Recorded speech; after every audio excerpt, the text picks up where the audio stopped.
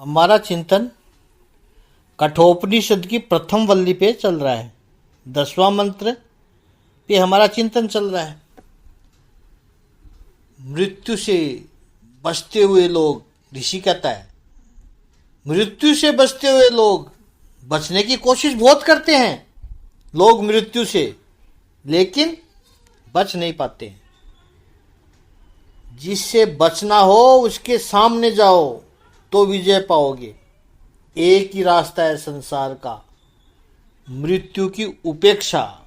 यह होती है कि मृत्यु सोचती है लोग मुझसे डरे, वो उपेक्षा करो उसकी अपेक्षा उसकी टूट जाए कि तुम डराने की कोशिश करती हो। हम डर नहीं रहे हैं तो मृत्यु भी वरदान देने लगेगी। डर नहीं रहे हैं, हम तो सामने से आते हैं तुमसे मिलने के लिए। मृत्यु भी वरदान देने लगेगा, मृत्यु भी नमस्कार करेगा। 3 वरदान मांगो नचिकेता।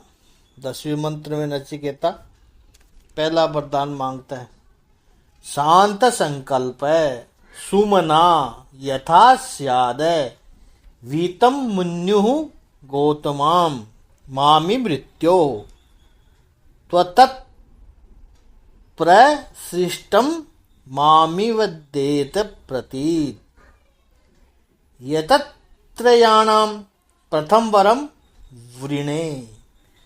नचिकेता कहता है कि 3 में प्रथम वरदान मेरा, यानी 1 ऑफ द 3 कौन सा मांगा है? शांत संकल्प। कौन? मेरे पिताजी। आप जब मुझे यहां से भेजो, कितना बुद्धिमान बालक है, यम के पास गया है, यम मिले नहीं, वहां प्रतीक्षा की, 3 दिन बैठा रहा। अब जब यमराज कहते हैं कि सॉरी अब 3 वरदान मांग लो, तो पहला वरदान मांगता है कि तुम मुझे यहां से भेजोगे तो जाने का अपना रास्ता साफ कर लिया है, मैं यहां रहने नहीं आया हूं। तुम्हारे द्वारा भेजा हुआ मैं जब घर पहुंचूंगा तो मेरे पिताजी शांत संकल्प है, वो शांत हो जाए, क्योंकि उन्होंने आक्रोश में आकर के मुझे कहा था कि मैं तुझे मृत्यु को देता हूं। जैसे कभी कभी हम भी अपने बच्चों को कह देते हैं जा मर, वो अलग बात है, वो जाता नहीं है और हम भी नहीं चाहते हैं कि वो जाए, लेकिन ये विलक्षण बालक है। आक्रोश में कहा था मेरे पिताजी ने, तो पिताजी शांत हो जाए, सुमन प्रसन्न मन वाले हो जाए, अच्छे मन वाले हो जाए। वीत मन्यु यानी आक्रोश, उनका आक्रोश चला जाए। आंखों और वो देखे कि मैं मृत्यु के पास से लौट कर आया हूं, तो वो मेरे पर भरोसा रखे कि मैं जाकर आया हूं आपके पास। नहीं तो वो ऐसा भी तो कह सकता है कि यही कहीं इधर उधर चक्कर काट कर आ गया तू, तो वो मेरे ऊपर भरोसा रखे कि मैं आपके पास आया हूं और 3 वरदान लेकर के मैं वापस जा रहा हूं, और मेरे साथ वात्सल्य पूर्वक बात करे, प्रेम करे। तो ये 3 में से मेरा पहला वरदान है। भारतीय संस्कृति के जो आदर्श बालक है उसमें ये नचिकेता है। आप कंपेयर करना ध्रुव और नचिकेता दोनों में। ध्रुव को पिताजी की गोद में बैठने को नहीं मिला तो ध्रुव तपस्या करने गया, भगवान के दर्शन हुए, वरदान मांगने को कहा प्रभु ने, ध्रुव ने कोई वरदान नहीं मांगा, फिर भी प्रभु ने बहुत कुछ दे दिया। और जब लौटा, ये ध्रुव सबसे पहले महल में जाकर पिताजी को प्रणाम करता है। जिसकी गोद में बैठने को नहीं मिला था, उस पिताजी को पहले प्रणाम किया।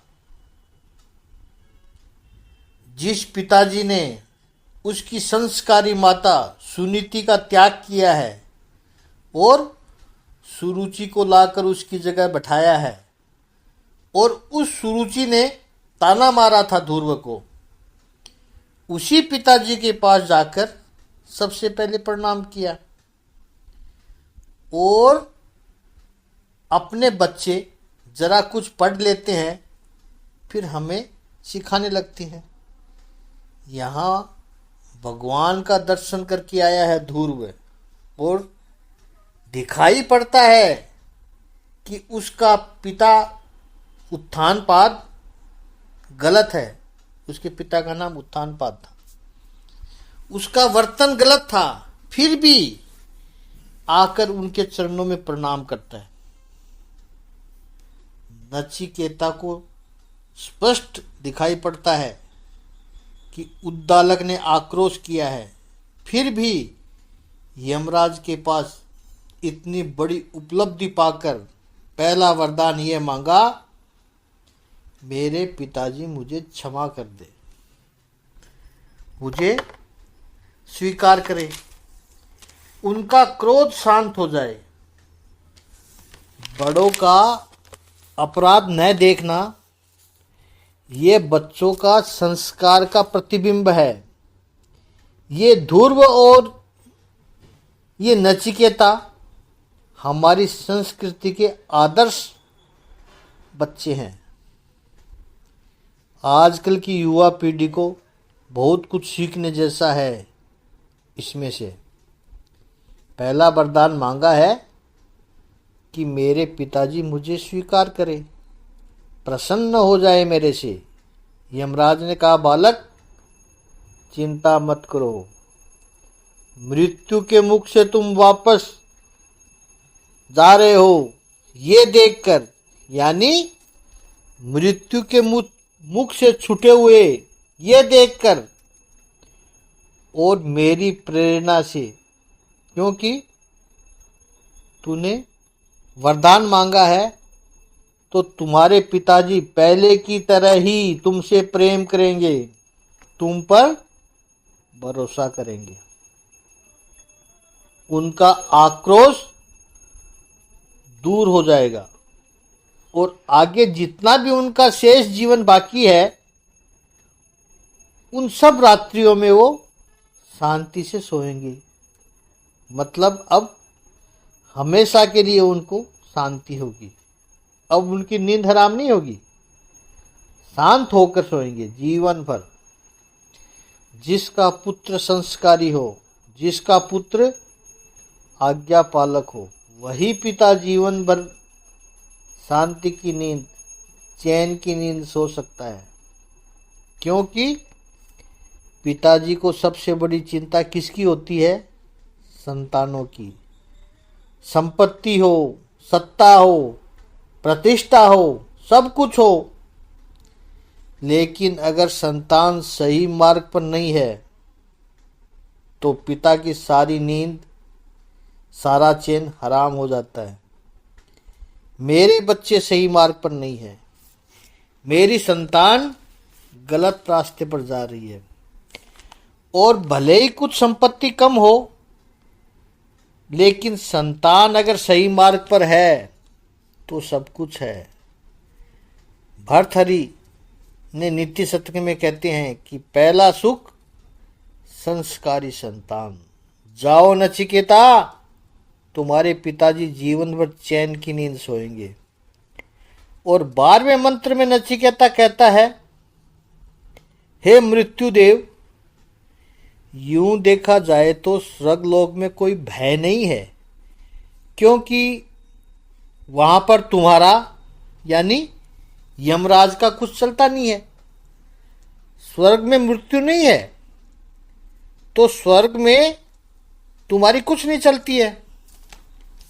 दूसरा, स्वर्ग में कोई वृद्धावस्था से डरता भी नहीं है, क्योंकि स्वर्ग में तो कोई वृद्ध होता ही नहीं है।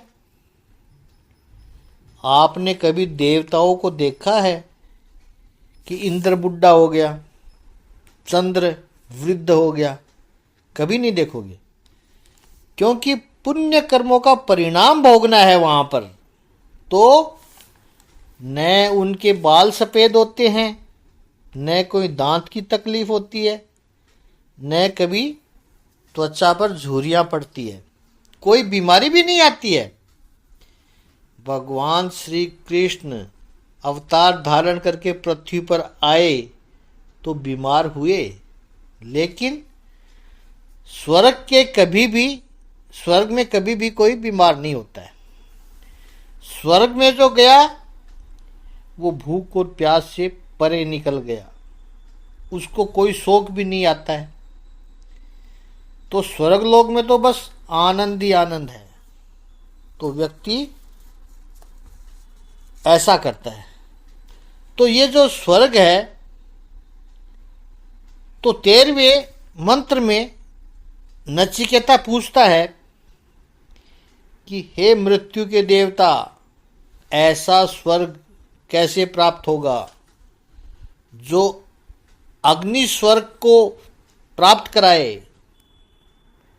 उसको आप जानते हो, आपसे अच्छा और कौन जानेगा? वो ज्ञान, वो विद्या तुमने धारण कर रखी है यमराज। तो मुझे बताइए कि वो विद्या कौन सी है, कि जीवात्मा स्वर्ग में कैसे जाता है, उस विद्या का वर्णन करो। मैं श्रद्धावान हूं। कौन सी ऐसी विद्या है, क्या है वो, जिसका अध्ययन करके, जिसकी उपासना करके लोग स्वर्ग को पाते हैं, वो मुझे बताओ। यह मेरा दूसरा वरदान है। पहला वरदान, पिताजी प्रसन्न हो। दूसरा वरदान, जहां पर तुम्हारी नहीं चलती है, वृद्धावस्था नहीं आती है, सब वहां मौज करते हैं, उस स्वर्ग में कैसे जाते हैं? तो धीरे धीरे हम मूल तत्व पे आ रहे हैं। तीसरा वरदान तो मूल तत्व है, जिसके कारण हमने ये कठोपनिषद शुरू किया था, जिस उद्देश्य से शुरू किया था, वो तीसरे प्रश्न में है। ये तो स्वर्ग तक की बातें आ रही है अभी तो उस स्वर्ग में कैसे जाते हैं? तो 14वें मंत्र में यमराज ने कहा कि दे दी, तुरंत मैं तुम्हें अच्छी तरह से बता देता हूं, और उसको मेरे पास से जान करके तुम इस स्वर्ग अग्नि विद्या को, फिर वो विद्या अनंत लोकों की प्राप्ति कराएगी तुम्हें। वो कैसी है? वो बुद्धि रूपी गुफा में सीक्रेट है, छुपी हुई है। वो सब कुछ नचिकेता को बता देता है, और बता दिया। जैसे यमराज ने बताया, वैसे ही नचिकेता ने यमराज को सुना दिया। ये पुरानी पद्धति थी गुरुकुल की।